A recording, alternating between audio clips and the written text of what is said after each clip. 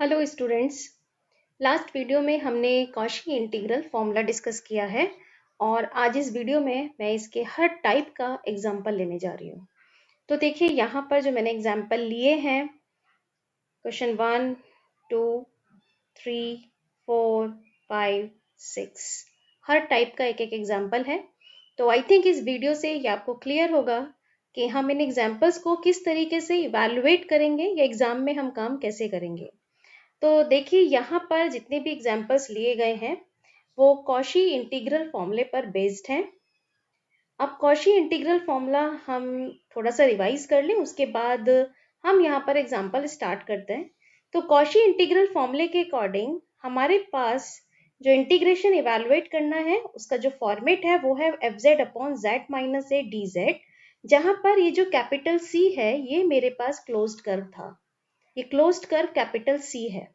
अब इस फंक्शन की यहाँ पर अगर आप देखें तो z equals to a is a singular point, this is a singular point, और ये z equals to a singular point इस रीजन के अंदर लाई कर गया, z इक्वल्स टू a, ये इसके अंदर लाई कर गया सिंगुलर पॉइंट। तो जब भी कोई सिंगुलरिटी हमारे रीजन के अंदर लाई कर जाए हम वहां पर इंटीग्रेशन की वैल्यू के लिए यूज करेंगे कॉशी इंटीग्रल फॉर्मूला। एक चीज और, ये जो z माइनस ए की पावर है वो यहाँ 1 रखी है, meaning z equals to a is a singular point और सिर्फ एक ही बार है, ये z equals to a single point है। और यहाँ पर इस इंटीग्रेशन की वैल्यू हम किस तरह से लिख रहे हैं, this is equals to 2 pi i into F A. अब ये एफ ए निकालने का एक तरीका बताया था कि ये जो एफ जेड है ये इंपॉर्टेंट है, तो यहाँ पर हम इस इंटीग्रेशन की वैल्यू लिख सकते हैं, this is 2 pi i F Z, और जहां पर हमने z की वैल्यू क्या पुट कर ली, z इक्वल्स टू a। ये हमारे पास कॉशी इंटीग्रल फॉर्मूला। तो चलिए अब स्टार्ट करते हैं हम इसका फर्स्ट एग्जाम्पल। तो देखिए फर्स्ट एग्जाम्पल क्या है आपके पास, evaluate integration sine pi Z square plus cos pi Z square over z minus a z minus 3 where capital C। First reason is mod z equals to 2, second is mod z equals to 4 and third is mod z equals to 0.5. सबसे पहले हम first reason ले रहे हैं। First reason is mod z equals to 2.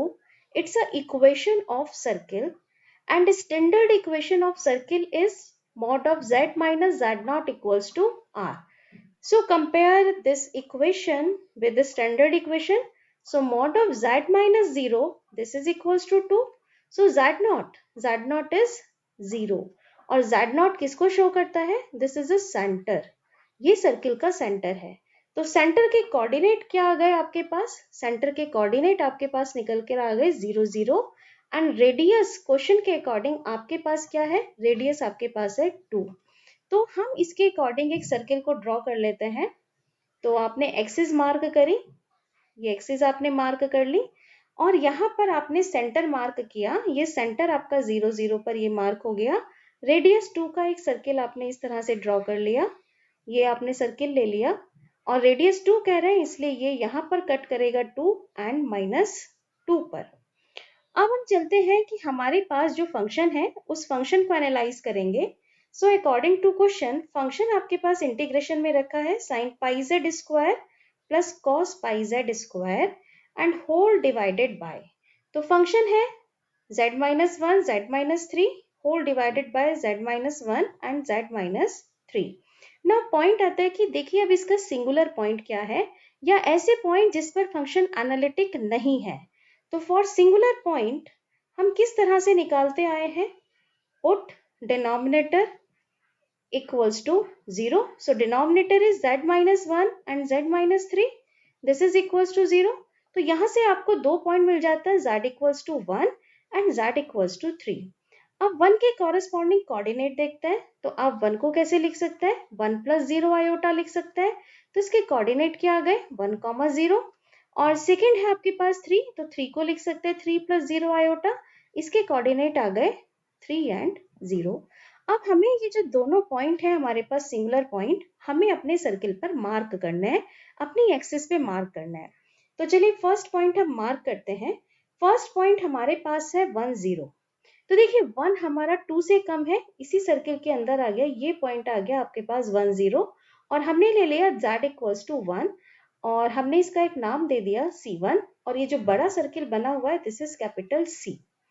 Second point है हमारे पास 3 0, तो हम ये 2 के बाहर चला जाएगा, तो ये आपके पास पॉइंट आ गया 3 0, सो z इक्वल्स टू 3 के कॉरेस्पॉन्डिंग दूसरा सिंगुलर पॉइंट ये आ गया। अब हमें सिर्फ उसी पॉइंट से मतलब है जो हमारे रीजन के अंदर लाई करता है, तो ओनली z इक्वल्स टू 1 एक ही पॉइंट लाई करता है, लाइज इनसाइड सर्किल, और तो कोई पॉइंट लाई नहीं करता। तो हमें अपना काम किस पर करना है, हमें अपना काम C1 पे करना है। तो चलिए हम इंटीग्रेशन पर आते हैं। So integration along C sine pi z square plus cos pi z square divided by z minus 1 z minus 3 dz। अब काम किस पे कर रहे हो, काम कर रहे हो ओनली C1 पर, z इक्वल्स टू 1 पर। So this is equals to C1, जिस पर काम कर रहे हैं सिर्फ वो लिखें, किस पे काम कर रहे हैं, 1 पर काम कर रहे हैं। हम काम कर रहे हैं ओनली 1 पर जो हमारा इनसाइड है, तो हमने ये फैक्टर यहाँ ले लिया, z माइनस 1 जिस पे काम कर रहे हैं वो डिनोमिनेटर में ले लिया। अब जितना रिमेनिंग फंक्शन बचा, अब रिमेनिंग फंक्शन क्या बचा आपके पास, जितना ये रिमेनिंग फंक्शन बचा इसे आप ऊपर लिख लें, तो ये आपके पास बन गया sine pi z square plus cos pi z square divided by z minus 3 into dz। अब ये जो हमारा फॉर्मेट है, फिर से बेसिक याद दिलाती हूँ, ये फॉर्मेट इस तरह से बन गया, integration F z upon z minus A D Z. तो हमारे पास अब एफ जेड क्या है, एफ जेड हमारे पास ये पूरा फंक्शन है, दिस इज एफ जेड, और सिंगुलर पॉइंट किस पर काम कर रहे हैं, 1 पर, क्योंकि ये हमारे रीजन के अंदर लाई करता है जो आप यहाँ से देख चुके हैं। तो हमने अपने क्वेश्चन का format f z upon z minus a बना लिया। तो हम इसका आंसर क्या लिखेंगे, हम इसका आंसर लिखेंगे, इसका आंसर आप क्या लिखते थे, this is 2 pi i f a. तो आपके इस क्वेश्चन का आंसर आ गया 2 pi i f a meaning f Z.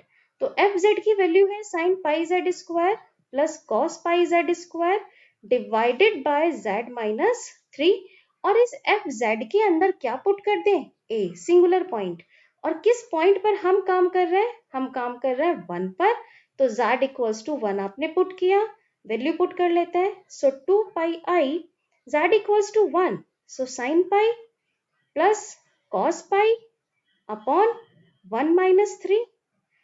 So this is equals to 2 pi I, sin pi 0, cos pi minus 1 और माइनस का 2, माइनस माइनस प्लस, 2 से 2 cancel, so answer is pi i. ये हमारे पास इसका रिक्वायर्ड आंसर आ गया first part के कॉरेस्पॉन्डिंग। अब सेम क्वेश्चन को हमें किस रीजन के अंदर करना है, नेक्स्ट हमें लेना है मॉड z इक्वल्स टू 4।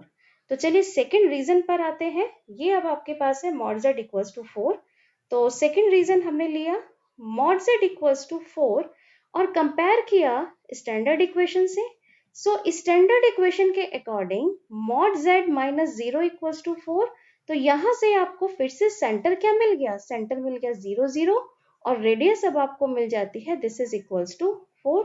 हमने क्या किया, फिर से हमने अपना सर्किल ड्रॉ कर लिया, इस बार रेडियस 4 है और सेंटर हमारे पास है 0 0, तो सेंटर तो 0 0 पर मार्क किया, रेडियस 4 का हमने सर्किल लेते हुए, तो ये 1 2 3 4, इसी तरह से ये -1 -2 -3 -4 पर ये कट कर जाएगा। ये हमने अपना सर्किल ड्रॉ किया। अब हम अपने फंक्शन पर आते हैं, जो क्वेश्चन में फंक्शन दिया है वो है sine pi Z square plus cos pi Z square upon z minus 1 and Z minus 3, ये क्वेश्चन में दिया है। और अभी आप इसके सिंगुलर पॉइंट निकाल चुके हैं, तो सिंगुलर पॉइंट्स यहाँ पर आपके पास क्या क्या निकले थे, z equals to 1 and z equals to 3, ये सिंगुलर पॉइंट्स थे। तो 1 के कॉरेस्पॉन्डिंग कोऑर्डिनेट था 1 0 एंड 3 के कॉरेस्पॉन्डिंग कोऑर्डिनेट 3 0। अब हम ये फिर से मार्क करेंगे अपने सर्किल पर, 1 0 अंदर आ गया, ये रहा 1 0, हमने इसमें लिख दिया दिस इज C1 और ये बाहर वाला सर्किल है C। तो ये z इक्वल्स टू 1 का सर्किल आ गया। सेकेंड सर्किल लेते हैं। सेकेंड है z इक्वल्स टू 3। तो z इक्वल्स टू 3 ये हमारा फिर से कहाँ जाएगा, अंदर ही जाएगा। तो z इक्वल्स टू 3 ये आ गया आपके पास। एक दूसरा सर्किल बना दिया, इसे लिख दिया C2 और ये है z इक्वल्स टू 3। तो आपने क्या देखा, दोनों ही आपके पास जो सिंगुलर पॉइंट्स हैं आपके रीजन के अंदर लाई कर गए। So z equals to 1 and z equals to 3 lie inside circle. अब हम काम कैसे करें, अब हमें काम दोनों पर करना है, 1 पर भी करना है और 3 पर भी करना है। So according to question, integration along C sin pi z square plus cos pi z square upon z minus 1 z minus 3 dz, this is equals to, अब देखिए अलोंग C, ये बाहर वाला कर्व है C। अब C के अंदर दो छोटे छोटे सर्किल हैं, एक C1 है एक C2 है, दोनों पे काम करना है। तो दोबारा याद दिलाती हूँ, मल्टीपल कनेक्टेड रीजन। तो बाहर वाले सर्किल के अलोंग कोई भी इंटीग्रेशन हो, बड़े सर्किल के अलोंग कोई भी इंटीग्रेशन हो dz, वो किसके इक्वल आ जाता है। मान लीजिए क्लोज्ड कर्व है, यहाँ आ गया C1 और ये आ गया C2, तो हम क्या लिख लेते हैं, C1 fz dz प्लस ये C2 भी इसी के अंदर है, तो along C2 fz dz, multiple connected region. ये चीज हमने सेकेंड लेक्चर के वीडियो में डिस्कस की, अगर आपने वो चीज नहीं देखी तो एक बार जरूर देखिए। तो यहाँ जो आपके पास C है, आप उसे किस में कन्वर्ट कर रहे हैं, along C1 plus along C2। अब चलिए C1 C2 पर चलते हैं। अब ये जो C1 सर्किल आपने बना रखा है, वो किस पर बना रखा है, वो आपने बना रखा है z इक्वल्स टू 1 पर। तो इसका सिंगुलर पॉइंट क्या है, z equals to 1, meaning z minus 1, इतना लिख लिया। अब जो C2 सर्किल बनाया है वो किस पे बनाया है, z इक्वल्स टू 3 पर। तो इसका मीनिंग इसके कॉरेस्पॉन्डिंग लिख लिया, ये हमने बनाया है z इक्वल्स टू 3 मतलब z माइनस 3 के कॉरेस्पॉन्डिंग, इतना पार्ट लिख लिया। अब आगे कैसे लिखना है, जैसे भी सिखाया। फंक्शन ये पूरा है आपके पास, ये पूरा फंक्शन है। z माइनस 1 तो आपने ये ले लिया, रिमेनिंग पार्ट को ऊपर भेज दो। तो रिमेनिंग पार्ट कितना बचा, sine pi z square plus cos pi z square divided by z minus 3 dz। दूसरा है z माइनस 3। अब z माइनस 3 को नीचे रखा, बाकी का पार्ट ऊपर चला गया, तो बाकी का पार्ट क्या बचा, sine pi z square plus cos pi z square divided by z minus 1 dz, ये पार्ट बचा। अब लगाओ इस पर कॉशी इंटीग्रल फॉर्मूला। तो फर्स्ट पार्ट के कॉरेस्पॉन्डिंग आंसर कितना आएगा, 2 पाई आई एफ ए। अब f क्या है, f आपके पास है ये ऊपर वाला फंक्शन, ये f का रोल प्ले कर रहा है, दिस इज fz। तो आपके पास यहाँ वैल्यू कितनी आ गई, this is sine pi z square plus cos pi z square divided by z minus 3। और किस सिंगुलर पॉइंट पर काम कर रहे हो, 1 पर, तो z इक्वल्स टू 1 रख दे। अब हम सेकेंड इंटीग्रेशन पर आ गए, तो इसका आंसर भी 2 पाई आई। अब यहाँ पर fz देखो, fz क्या है, ये ऊपर वाला फंक्शन है, दिस इज fz, ये यहाँ पर fz का रोल प्ले करेगा। तो यहाँ पर हम fz क्या लिख लें, fz लिख लें sine pi z square plus cos pi z square divided by z minus 1। और सिंगुलर पॉइंट यहाँ किस पे काम कर रहे हैं, 3 पर, रख लेते हैं वैल्यू।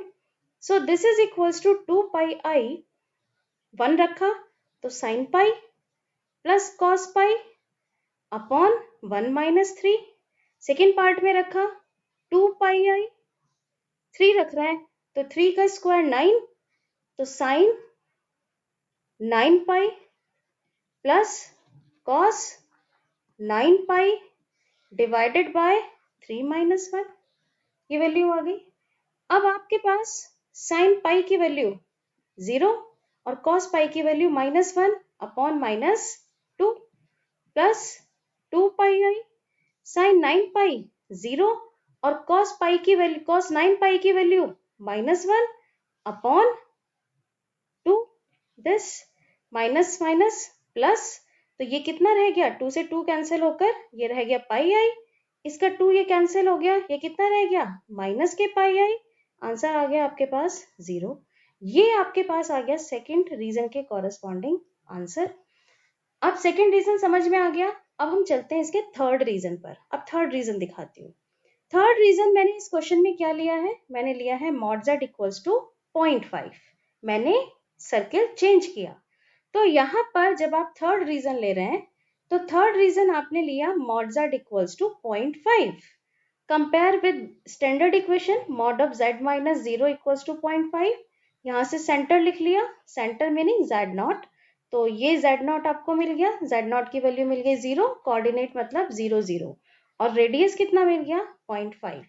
अब आपने इसके कॉरेस्पॉन्डिंग सर्किल को ड्रॉ किया, एक्सिस मार्क किए और सर्किल को ड्रॉ किया।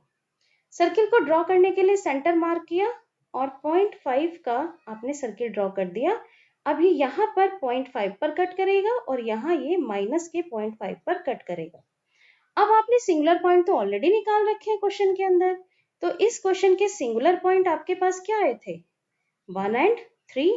तो आपने इसके सिंगुलर पॉइंट लिख लिए। फंक्शन आपके पास था z minus 1 and z minus 3। अब इसके सिंगुलर पॉइंट को हम फिर से मार्क करेंगे। तो सिंगुलर पॉइंट्स हमारे पास है z equals to 1 and z equals to 3। चलिए मार्क करते हैं 1 और 3। अब 1 0.5 के आगे चला गया, ये आ गया z equals to 1। z equals to 3, ये 1 के भी आगे चला गया, ये z इक्वल्स टू 3। अब देखना तो ये रीजन है, रीजन तो ये रहा। अब इस रीजन में कोई भी सिंगुलर पॉइंट नहीं है। तो इसका meaning integration along closed curve C sin pi z square plus cos pi z square divided by z minus 1 z minus 3 this is equals to 0 by using Cauchy integral theorem. तो तीनों reason में काम करना clear, जिसमें एक point आया, दोनों point आए और कोई भी पॉइंट नहीं आया।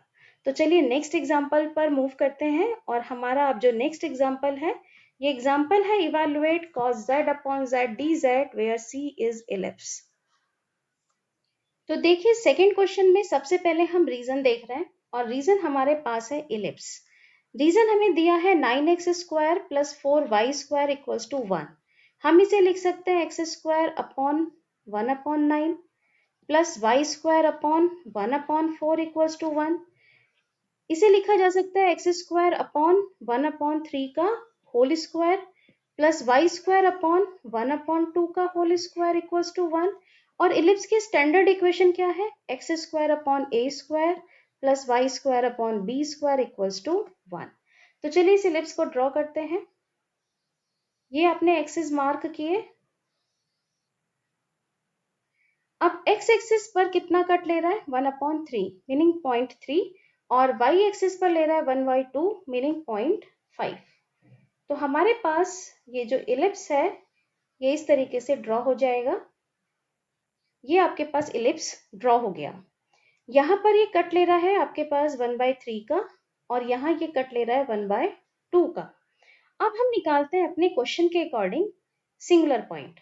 फंक्शन आपके पास है cos z अपॉन z, इसके आपने सिंगुलर पॉइंट निकाले। सिंगुलर पॉइंट के लिए आपने क्या किया, डिनोमिनेटर को पुट किया 0 के साथ, सो z इक्वल्स टू 0। अब z इक्वल्स टू 0, इसका मीनिंग कोऑर्डिनेट क्या आ गया 0 0, और इसे अपने पॉइंट पर या अपने रीजन में मार्क किया। तो ये पॉइंट आपको मिला z इक्वल्स टू 0, ये मेरे पास सिंगुलर पॉइंट है z इक्वल्स टू 0 का, मीनिंग रीजन के अंदर लाई करता है। So z equals to 0 lies inside region. अगर लाई करता है तो कॉशी इंटीग्रल फॉर्मूले पर बेस्ड क्वेश्चन बन गया। सो इंटीग्रेशन आपसे पूछा गया cos z upon z dz, क्या लिखेंगे answer 2 pi i into F A. अब यहाँ पर एफ जेड क्या है, जो ऊपर रखा है फंक्शन cos z, तो एफ जेड की वैल्यू क्या रख ली cos z। अब z की वैल्यू क्या रखेंगे, किस सिंगुलर पॉइंट पे काम कर रहे हैं आप काम कर रहे हैं 0 पर, z इक्वल्स टू 0। तो आंसर कितना आ गया 2 pi I cos 0, cos 0 is 1, answer is 2 pi I. Question complete, ये इसका आंसर आ गया।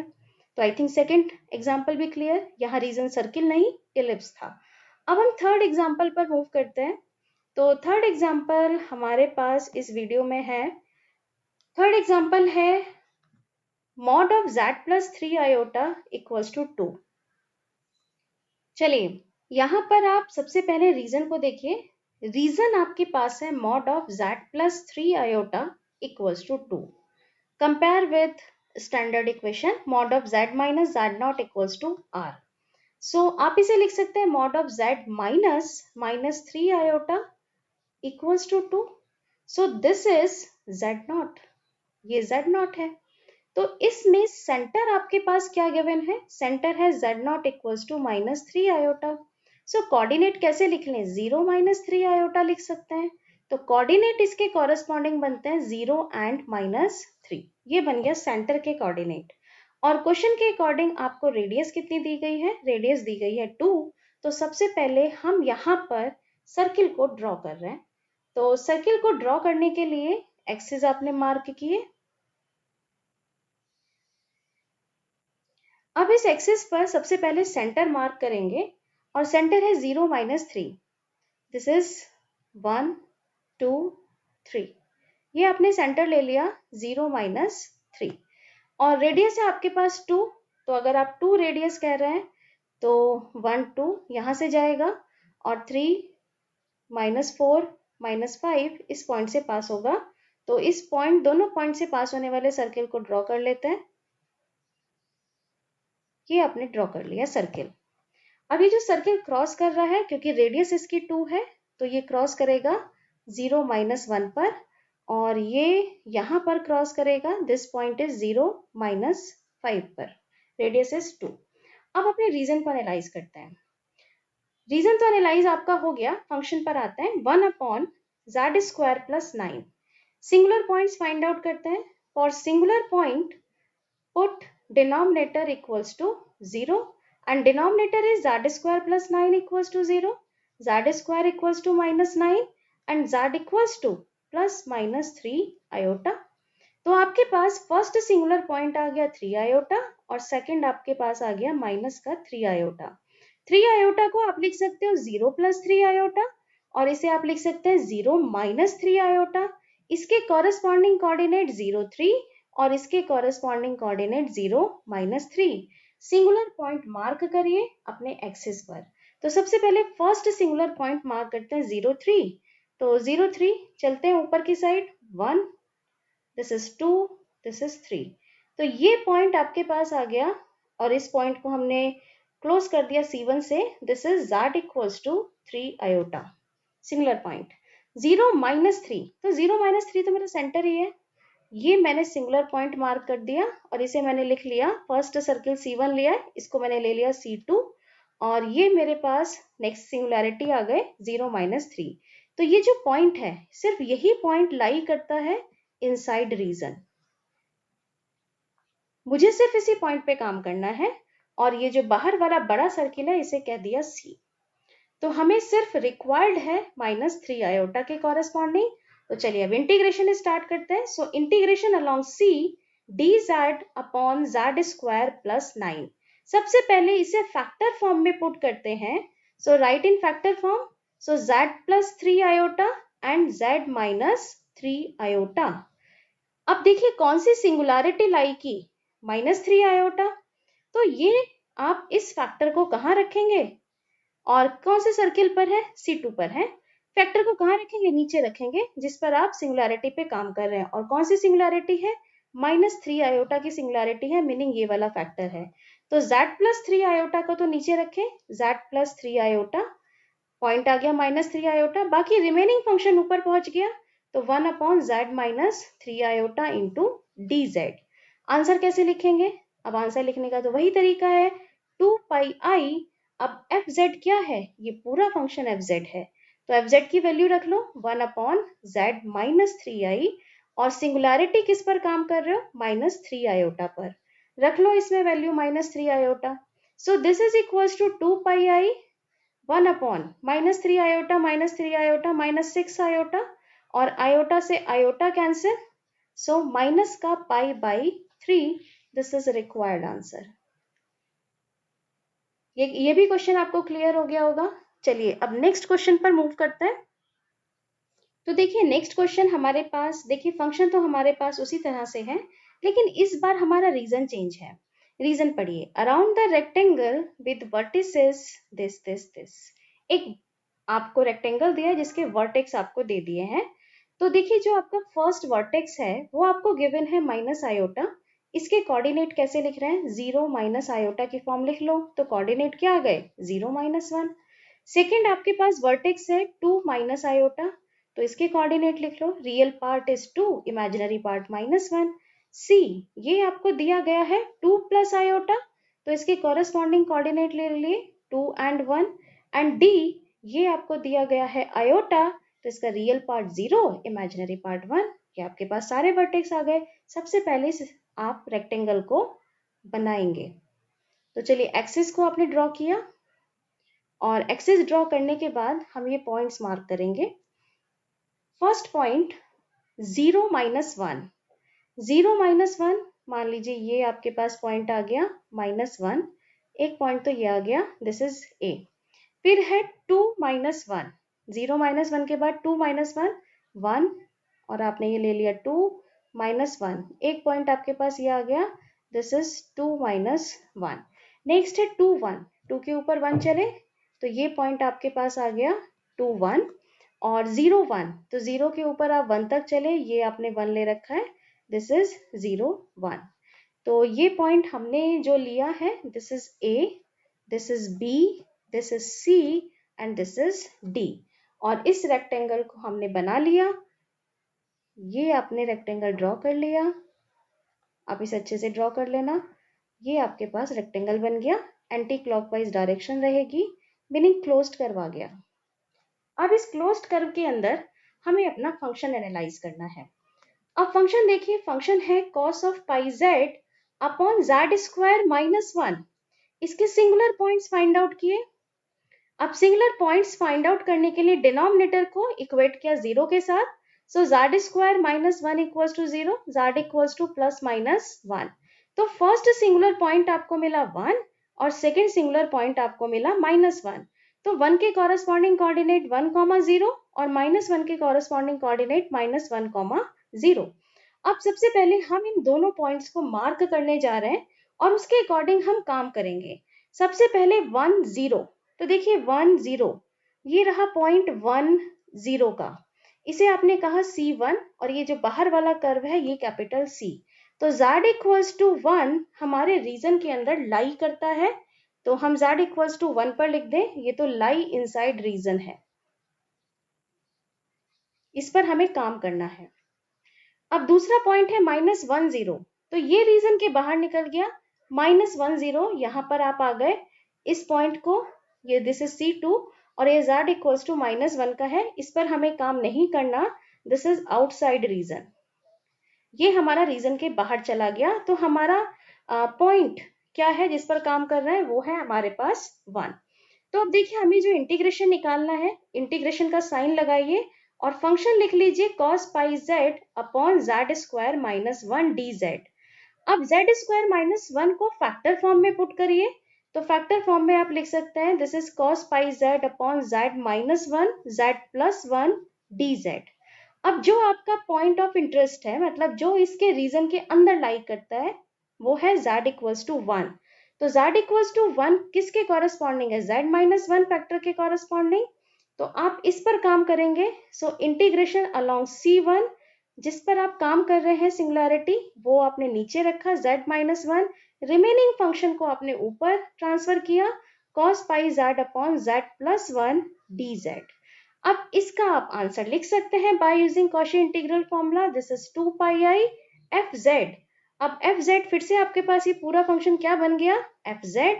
तो आपने इसकी वैल्यू लिख ली, this is cos pi z upon z+1, और किस पॉइंट पर है, 1 पर है आप, तो आपने इसमें 1 पुट किया, सो 2 pi I cos pi is -1 upon 2, तो 2 से 2 cancel, answer is -pi I, this is required answer. देखिए यहाँ मेरे पास जो रीजन था वो एक रेक्टेंगल था, तो ये जरूरी नहीं कि क्वेश्चन में हर बार सर्किल मिले, रीजन हो बट क्लोज्ड कर्व हो। तो एक आपने इलिप्स का भी क्वेश्चन किया, आप अपने रेक्टेंगल का किया, आपने सर्किल का भी किया। तो देखिए अब इस वीडियो में हम नेक्स्ट क्वेश्चन लेने जा रहे हैं। आप चलिए नेक्स्ट क्वेश्चन देखते हैं। हमें फिर से एक इंटीग्रेशन इवेलुएट करना है और जिसके अंदर हमें जो रीजन दिया है इस बार हमें लैंग्वेज फॉर्म में दिया है कि it's a unit circle. Unit circle, इसका मीनिंग जो रेडियस है वो 1 है विद सेंटर एट ऑरिजिन। तो सबसे पहले हम इसका इक्वेशन लिखेंगे सर्किल का। तो सर्किल का इक्वेशन क्या हो गया, मॉड ऑफ जेड, ऑरिजिन पर सेंटर 0 और रेडियस इज 1। तो इसका मीनिंग सर्किल का इक्वेशन है मॉड जेड इक्वल्स टू 1। और इस सर्किल को हम ड्रॉ कर लेते हैं। तो 1 रेडियस का आपने सर्किल ड्रॉ किया, सेंटर 0 0 पर, रेडियस 1। रेडियस 1 है तो ये 1 पर कट करेगा, दिस इज -1 पर कट करेगा। चलिए अब हम निकालते हैं इसके सिंगुलर पॉइंट्स। सिंगुलर पॉइंट के लिए आपको फंक्शन दिया है EXP meaning exponential iota pi Z divided by 2z² minus का 5z प्लस का 2। तो सिंगुलर पॉइंट्स निकालने के लिए आप इसके डिनोमिनेटर को पुट करिए 0 के साथ।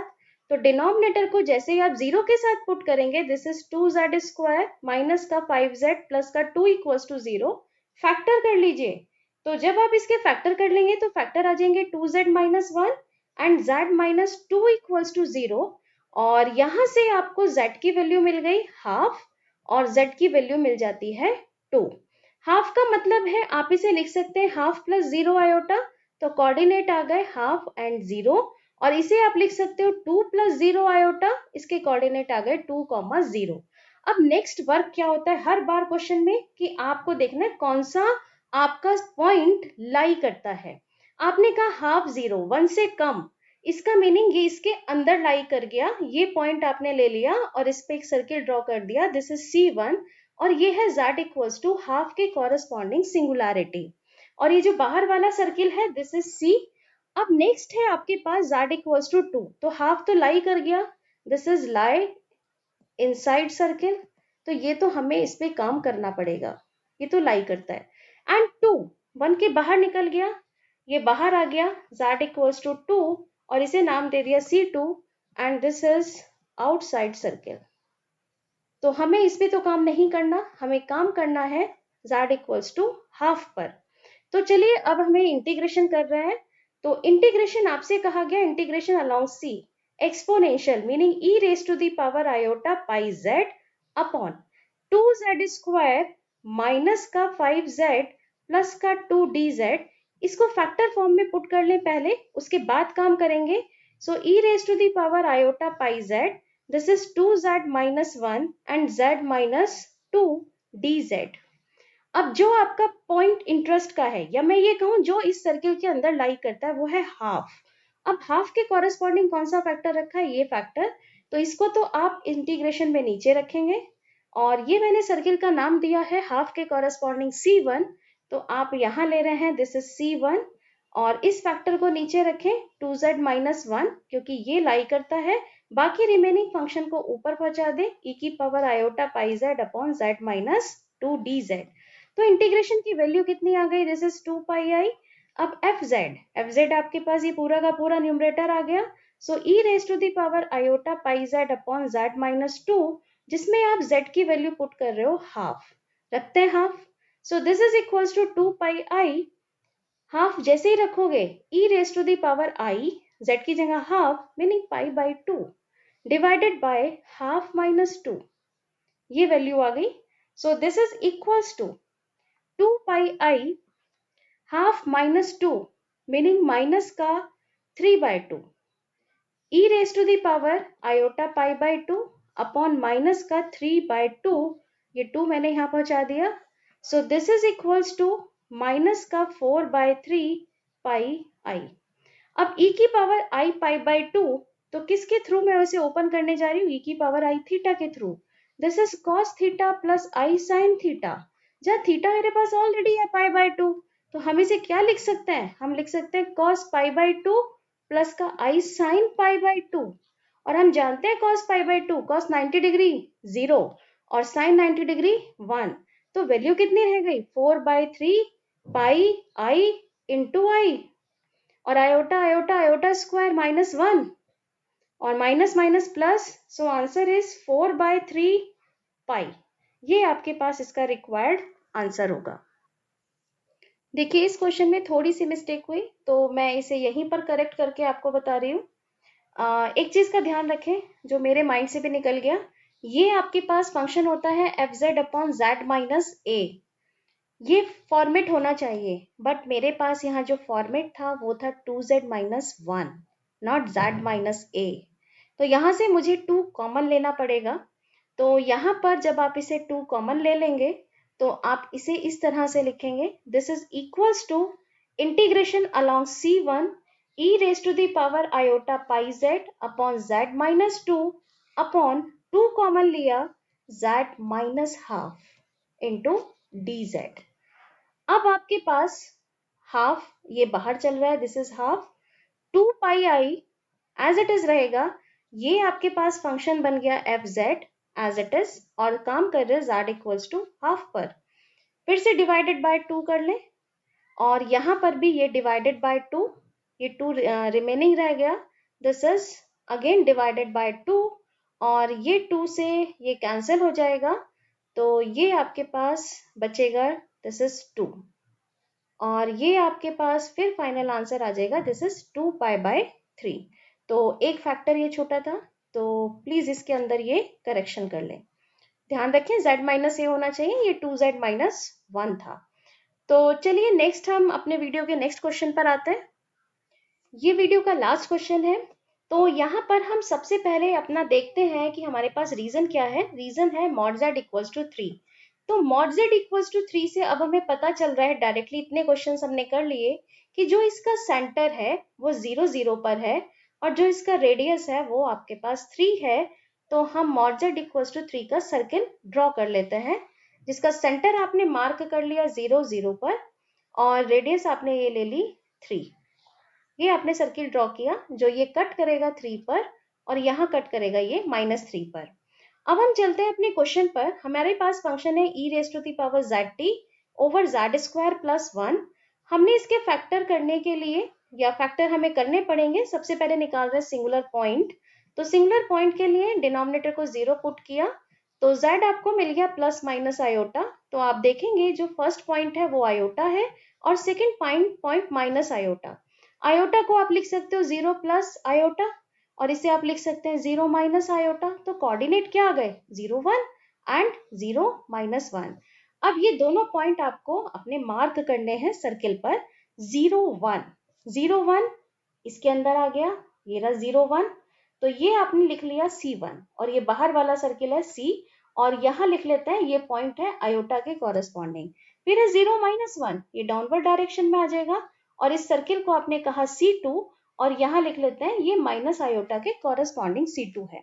इसका मीनिंग ये जो दोनों सर्किल हैं वो लाई करते हैं इनसाइड रीजन। इसका मीनिंग दोनों पर काम करेंगे। अब जब आप दोनों पर काम करेंगे तो क्वेश्चन आपके पास है e raise to the power zt upon z square plus 1 along c। इसको पहले फैक्टर फॉर्म में लिखेंगे, e raise to the power zt।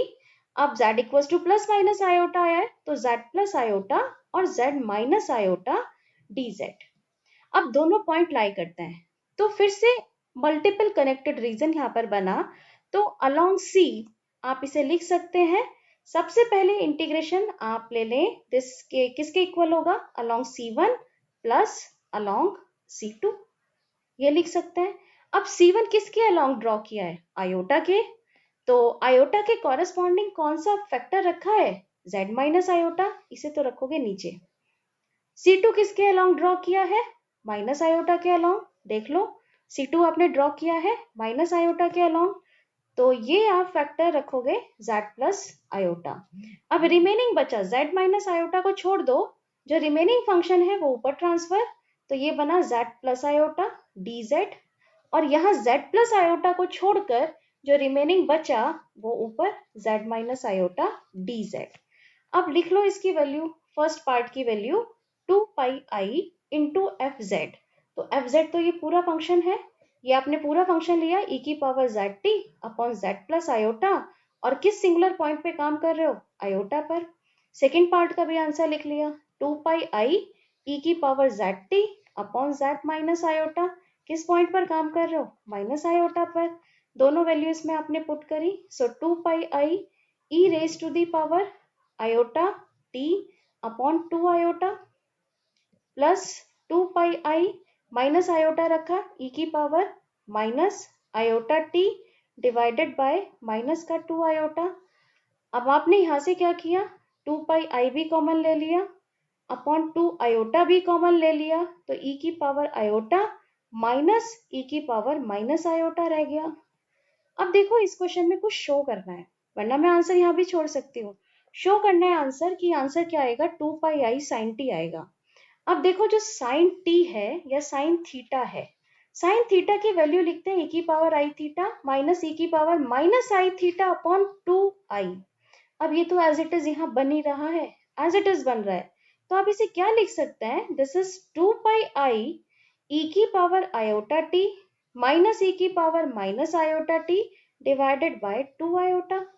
और इस पूरे पार्ट को आप लिख सकते हैं इन टर्म्स ऑफ साइन, कितना एंगल दिया हुआ है t, so this is equals to 2 pi i और ये कन्वर्ट हो गया साइन टी, और यही हमें आंसर प्रूव करना था या शो करना था। तो आई थिंक यहाँ मैंने हर टाइप का क्वेश्चन कवर किया है कॉशी इंटीग्रल फॉर्मूले पे बेस्ड। तो आई थिंक अब आपको ये टॉपिक क्लियर हो गया होगा। Now thank you so much.